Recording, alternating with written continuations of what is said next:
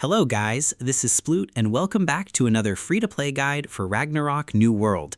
I'll be uploading one guide every day leading up to the game's official launch on July 16. In today's video, I'll be sharing my day one strategy for getting the best possible start as a free-to-play player. This approach will give your character a strong foundation and help you stay ahead of most players when it comes to gear progression during the early game. When you first start the game, simply follow the main quest while completing the tutorials that introduce the game's basic mechanics and features. Eventually, you'll reach level 13, where you'll choose your first job class. Continue following the main quest until you reach level 32. At that point, your progress will stop because the next main quest requires you to be level 36. This is where the game starts introducing its daily activities. These activities are extremely important because they reward you with energy points for life skills and monster extermination points, which you'll use while farming monsters later on. Now, here's my first strategy. Complete every daily activity on day one except Time Corridor, which is the daily dungeon. Here's why. Every day, the game gives you 2 dungeon entries, and you can store a maximum of 4 entries at a time, as you can see here. By skipping your dungeon runs on day 1, you'll start day 2 with 4 available entries instead of just 2. The reason this works is because the first dungeon unlocks at level 25, while the next dungeon unlocks at level 40. On day 1, the highest level you can realistically reach is level 38, so you'll only have access to the level 25 dungeon. However, on day 2, you'll be able to reach level 40 fairly quickly, allowing you to spend all 4 saved entries on the higher level dungeon instead. Another reason to prioritize the level 40 dungeon over the level 25 one is the red crystals. These crystals only drop on hard difficulty, starting at the level 40 dungeon.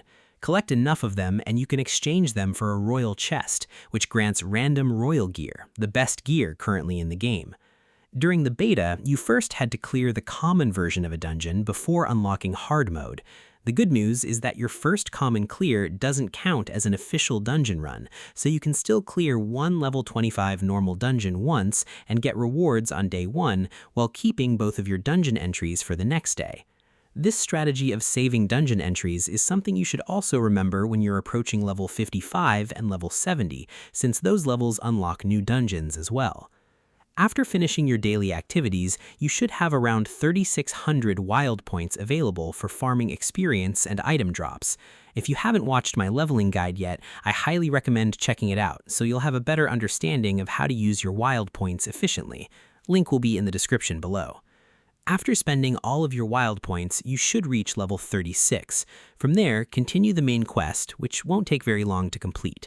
By the end of it, you'll be around level 38, which is the highest level you can reach on day 1. At this point, most players will probably log off, explore casually, or start making alternate characters. For me, however, this is where my day 1 strategy begins, and I highly recommend doing this as well, especially if you're playing free-to-play. What I do next is explore the different maps and hunt for treasure chests. There are hundreds of treasures scattered throughout the world, and they contain valuable rewards such as refinement materials, treasure maps, gold coins, adventure coins, and other resources that provide a huge boost during the early game. Exploring with 1 or 2 friends is highly recommended. Some treasure chests are guarded by monsters that must be defeated before you can open them, while others require another player to stand on a switch to unlock the chest. If you want to know where every treasure chest is located, visit this website. It has an interactive map showing all treasure chest locations. I'll leave the link in the description below. Don't forget to check the maps in Glass Time as well, because there are treasure chests there too. The only area I don't recommend exploring on day 1 are the maps with dragon monsters between Glass Time and Geffen. The monsters there are aggressive and much higher level than you'll be, so if you're exploring alone, you'll spend more time dying than collecting treasure, making it very inefficient. While exploring, especially if you're by yourself, make sure to keep the Play Dead skill on your hotbar.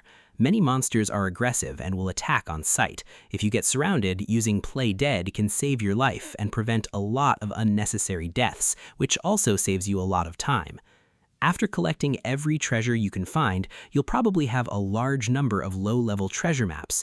Use them, and the game will automatically locate each hidden treasure, rewarding you with even more upgrade materials, currencies, and other valuable resources. Once you've used all of your treasure maps, spend your gold coins on Ordicon and Illunium.